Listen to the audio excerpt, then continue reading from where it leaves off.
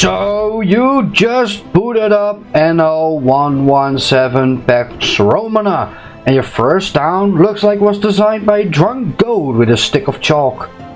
Don't worry, you're not the only one. This game is absolutely gorgeous, but if you're not careful, it will happily let you build something that looks like a Celtic tactless attempt at Minecraft's creative mode. That's why today I've put together 7 tips to help you build towns that don't make your citizens cry themselves to sleep at night. Whether you want to roleplay as the ultimate Roman control freak, or embrace your inner Celt and worship trees like their Wi-Fi routers, these tips will keep you on track. Or at least make your disasters look intentional. Tip number 1. Follow trees and landscape. Rule number 1. Stop ignoring nature. The map isn't just background wallpaper, it's basically your city planner. Trees, rivers, hills, they're all giant neon signs telling you where things want to go. Put farms on the flat fertile land in the open fields. Tuck houses around rivers for trading and fishing. And hide your ugly industry maybe somewhere in the forest like a dirty little secret. The Celts lived this way. They built around nature, not over it. If you bulldoze every tree and flatten every hill because symmetry, congratulations, you're the villain in this story. You're the guy future historians will call the idiot who salted the earth and wondered why nothing grew. Tip number 2. Build multiple small towns. Look, I know the urge to build one big mega city is strong. You've got the space, you've got the ambition, and you want your empire to flex harder than Caesar's biceps. But in Anno 117, cramming everything into one town is a recipe for chaos. You have farmers living next to iron smelters, sheep farms next to a military barracks, and traders crying because they can't reach the market through your traffic jams of ox carts. Instead, spread out. Build multiple smaller towns across the landscape. Each one will feel unique, each one will be easier to manage, and as a bonus, they'll actually look like real settlements instead of one massive blob that screams, "I've never touched grass!" Also a bonus, when all those towns grow, it will turn into one big city eventually anyway. Tip number 3. Give your towns a purpose. Here's the secret sauce. Every town should have an identity. Don't just build random houses until the game stops yelling about housing shortages. Make one town the breadbasket of your empire with fields, granaries and whatnot. Make another your trade hub with markets and ports, so build it close to your harbor. Maybe dedicate one to industry, where all the blacksmiths, smelters and carpenters live, banging metal until your entire economy hurts. It's like role-playing, except instead of elves and orcs, it's farmers and legionaries.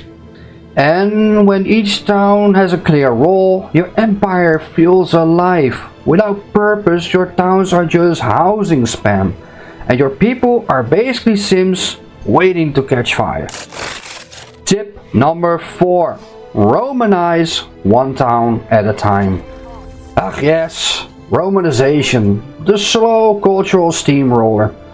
If you decide to go Roman, don't do it everywhere at once.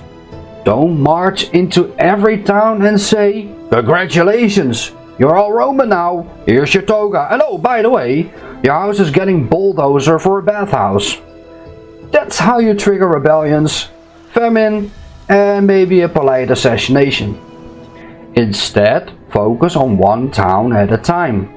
Convert its buildings, roads, and culture gradually. Let the people adjust. Let the infrastructure catch up, and let your economy breathe. Think of it as a cultural upgrade patch, not as a hard factory reset.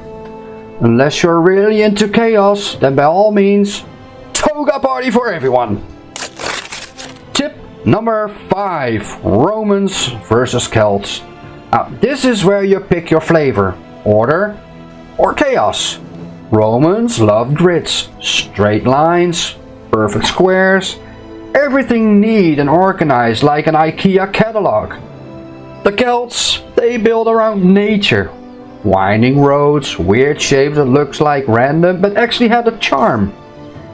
Both are valid, but mixing them into the same town is like trying to blend classical music with heavy metal and dubstep. Sure, you can do it, but the end result will look like 2 drunk architects fought over a blueprint with some sticks. My advice, commit to one or the other.